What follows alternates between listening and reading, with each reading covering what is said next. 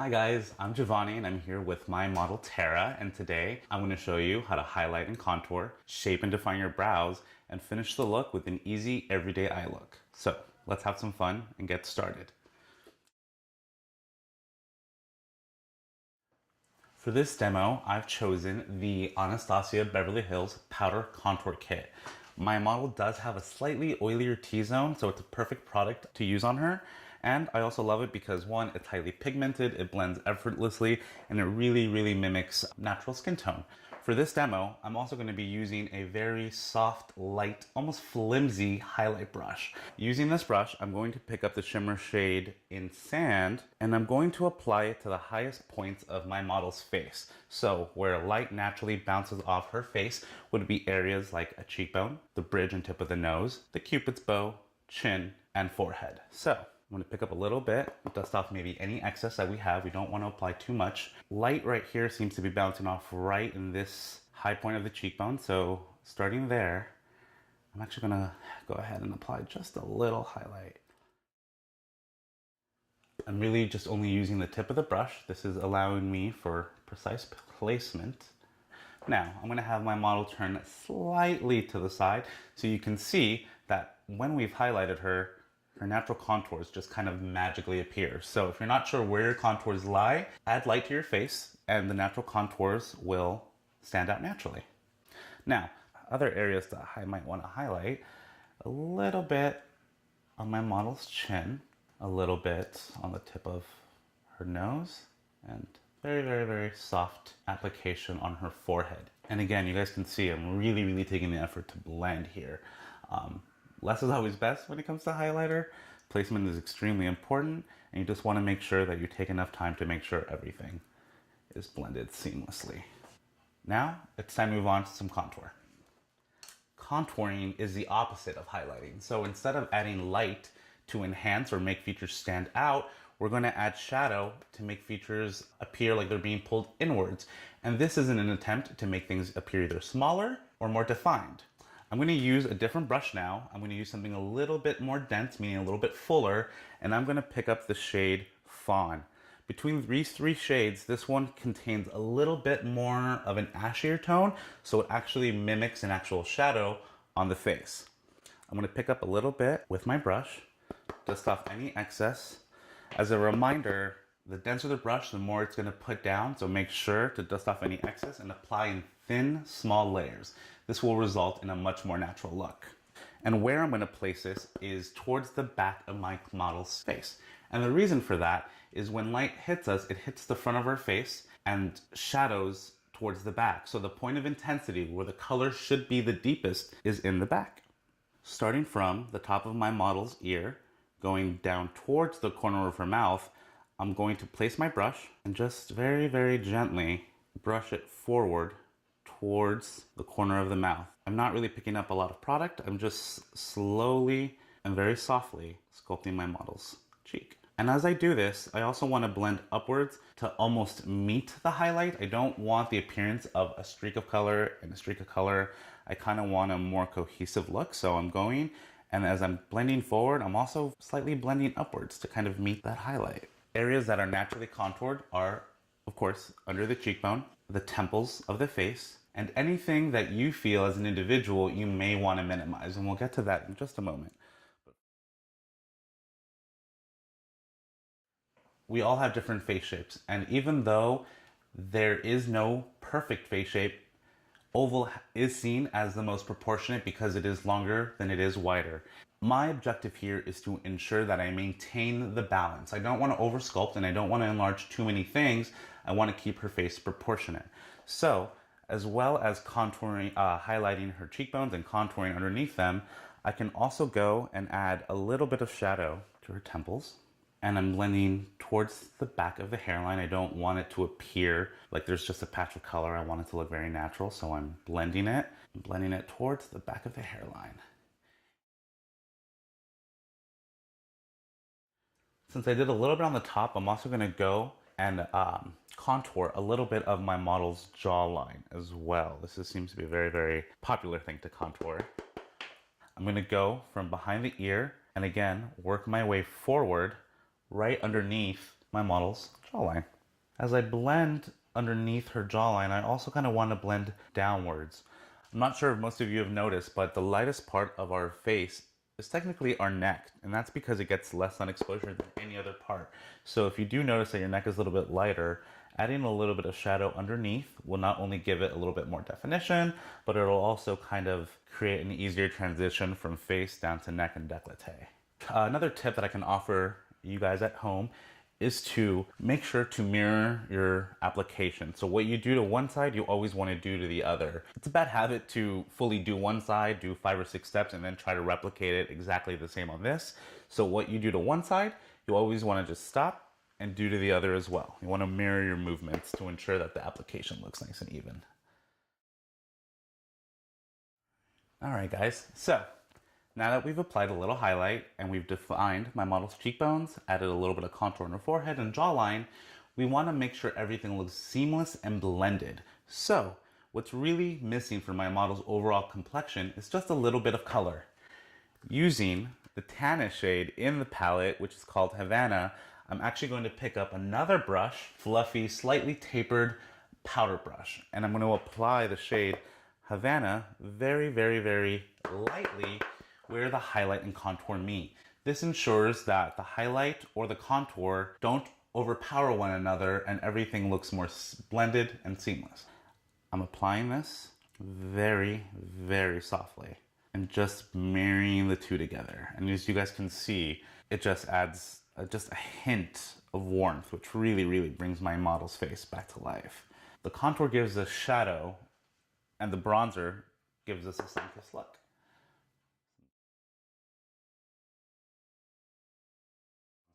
As a recap, we want to highlight anything we want to enhance or make larger. We want to contour anything we want to sculpt or minimize. And we bronze to blend it and tie it all together and give the skin a little bit of a sun-kissed glow. Now, it's time to have some fun and move on to brows.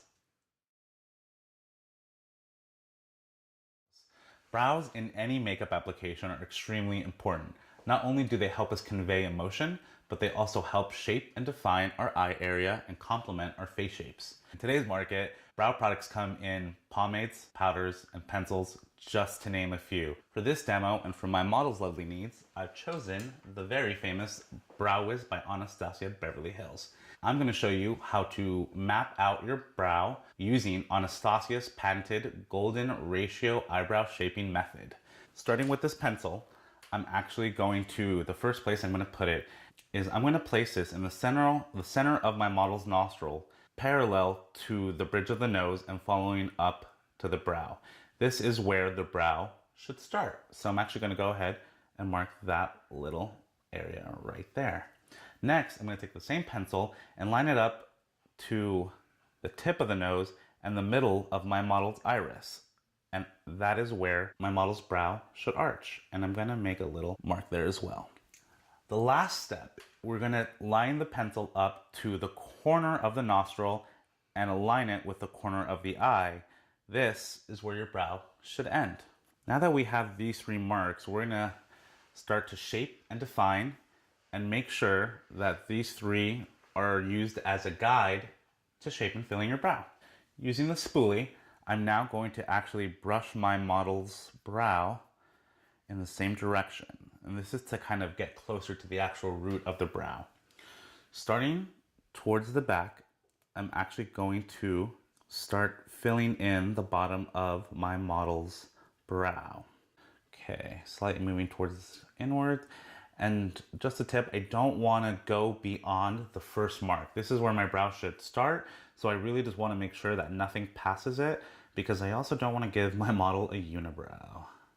Always want to go in the direction of the hair growth as well. So as I'm filling in the brows on the inner part of her brows, they go straight up. So instead of doing a bunch of side strokes, I'm actually just going to do little tiny strokes going up in the direction of the hair growth. I do want to offer one more tip if I may, and that is after your brow application has been complete, if you guys like to clean it up, you can use a little bit of foundation or concealer to really, really enhance your model shape. I'm actually picking up a very, very small precision brush I'm gonna pick up a little bit of my model's foundation, dust off the excess in the back of my hand, and starting below her brow, I just want to create a nice lifted brow bone area that really helps us shape the brow. You guys can see too, look at this. It's really kind of cleaned up and shaping her brow a little bit more. This also kind of it allows me to see maybe any areas I've missed as well. So if I need to go back and maybe enhance the shape a little bit more, I can go ahead and do that. But this is just a really, really nice way to kind of clean up her brow and make it look even more defined. Try to avoid putting too much highlight on the top. I really like to do it on the bottom because this is where her brow bone is naturally, and that's something we naturally highlight. If you guys add too much highlight on the top, it actually gives the illusion that your brow bone is protruding, kind of like sticking out there. So this is a really good tip. If you do it on top, just be careful because you might look like you have a swollen brow bone, and that's not what we want.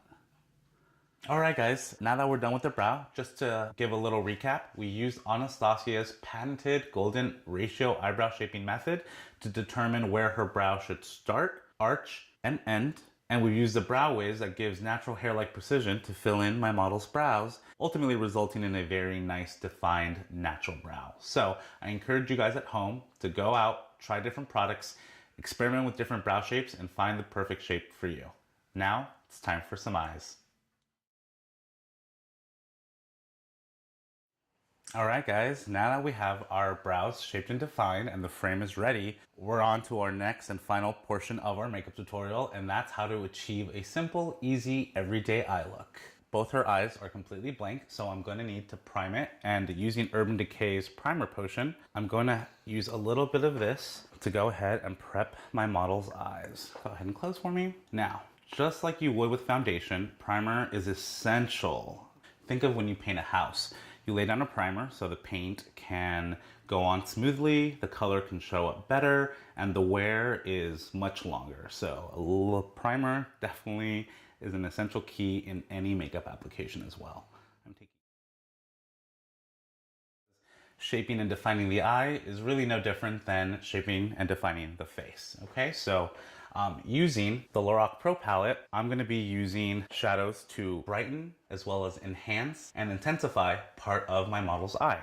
Using a medium, slightly medium, kind of fluffy brush, I'm going to go ahead and pick up this really beautiful cream color, and I'm going to use this as a base all throughout Tara's eye. It's a couple of shades lighter. Go ahead and close for me. But I want to apply this shade in order to not only brighten her eye, but as well as create a smooth canvas for other shadows to blend on top of. Because we already have my model's complexion already done, we want to be very careful not to have any fallout. So a tip that I can offer you guys is when you pick up shadow, you want to invert the brush and apply it closest to the lash line that way. So if there is any kind of fallout, it's falling on her lid and not on her concealer, which is already set and beautiful. So as you guys can see, by adding this nice lighter shadow, again, accentuates the natural contours of my model's eye, which allows me to kind of see where the next shadow is going to go.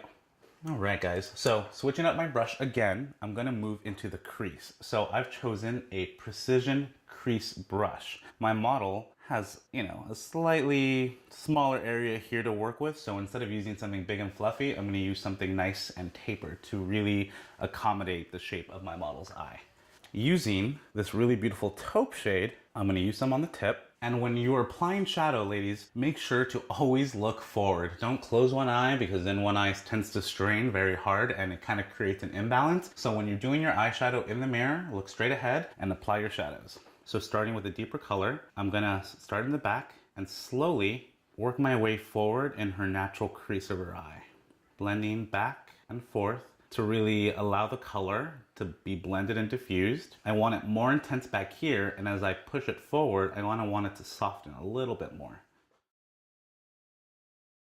Like in contouring, I'm going to work my way from lightest shades to deeper shades. Another tip that I can offer you guys at home is when you're applying eyeshadow, where you hold the brush matters. If you hold the brush too far close to the furrow, the silver part, you're applying a lot of pressure, which can sometimes cause the shadow to diffuse, move, you know, you're applying too much pressure. So make sure that when you're applying your brush, you're holding it from the middle towards the back to really control the amount of pressure you apply when applying these shades.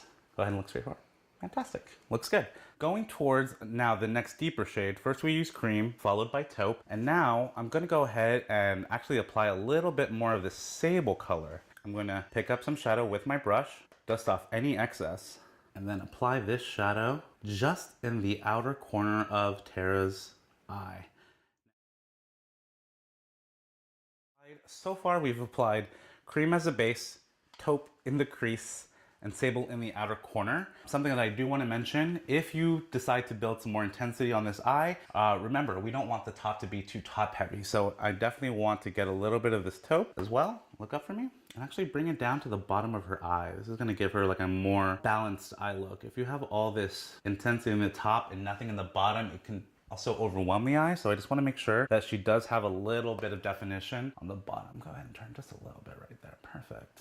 Again, using the tip, making sure I'm precisely placing where I need to go. Just placing that really nice shadow. And you guys can see, just applying a little bit of shadow there really encompasses the eye and really gives you a nice all-around look. If I want to intensify it, I'm just going to pick up a little bit of that sable, and I don't want to go as far in as I did with taupe. Look up for me. And I'm just going to concentrate sable on that outer corner as well, like I did on the top corner. You see? Look straight ahead. Beautiful, right?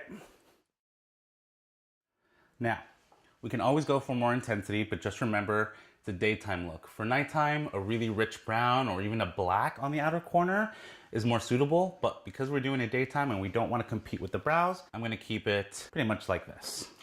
Last but not least, guys, I'm actually going to go ahead and take a nice kind of clean, fluffy blending brush. And again, not necessary, but I kind of just like to go over the overall eye, everything I've blended, and make sure everything is just really nice and diffused. I don't want any harsh lines or any rough edges. Makeup should look blended and seamless, so just take a few moments to make sure that everything is nice and blended. One thing that I do want to do before I end this eyeshadow application is actually I want to apply a little bit more highlight to my model's brow bone. This is just to make it stand out a little bit more and catch the eye. High point of my model's eye, which is definitely right there. Applying it right underneath the brow bone, very, very, very, very lightly. And I'm using a smaller, more compact shadow brush. As you guys can see too, it hits the light just beautifully. Again, the high point of Tara's eye is right here. If I apply this shimmer shade everywhere, it can be a little overwhelming. So just make sure that when dealing with shimmer, you don't apply it in too large of an area because that could overwhelm everything we just did. And then I just kind of want to finish this look. Same nice highlight shade. I'm gonna have my model look up for me. And I'm gonna apply just a little bit on the inner corners just to make sure that we get some brightness in there. All right, guys. We've shaped and defined her eyes using the same properties and concepts as contouring. So we use a light shade to enhance her lid and to make her brow bone pop out a little bit more. We use medium and deeper shadows on her crease and outer corner to give a little bit more intensity. So again, we're really just contouring the eye. We're gonna finish this look with a little bit of eyeliner and mascara. I've chosen a pencil just because it is a daytime look. And as opposed to adding a heavy liner on top, again, because this is a day look, I'm actually gonna do something called tight lining. Tight lining is when I take a pencil and actually apply liner to the root of Tara's lashes. This is an attempt to really, really define this lash line, which will give intensity without overwhelming or taking over any of Tara's lid. So, nice clean sanitized pencil. I'm gonna take my thumb and gently, very, very gently lift until the root of Tara's lashes are exposed. I'm then gonna go in and just wiggle this eyeliner on the root of her lashes, starting from the outer corner, working my way inwards. As you guys can see, I've added a little bit of that black eyeliner right below her lash line. This really is such a beautiful look because it gives her lash line this fullness without having to do a bunch of crazy eyeliner. And don't get me wrong, I love me some eyeliner. However, when you go out, nighttime look, that's definitely when I really like to apply a little bit of a heavier liner.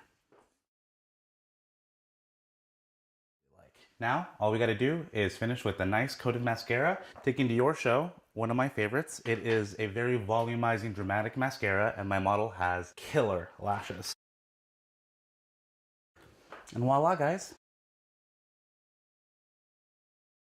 Our demonstration is done, and I just wanted to let you guys know that these are all tips and tricks that should not be taken as law. Makeup is objective and different for everybody. So I hope that you guys learned something from this demo, and I hope that you guys can apply these skills to the routine that makes you uniquely beautiful. Thank you guys so much for watching, and I hope you learned something. Bye!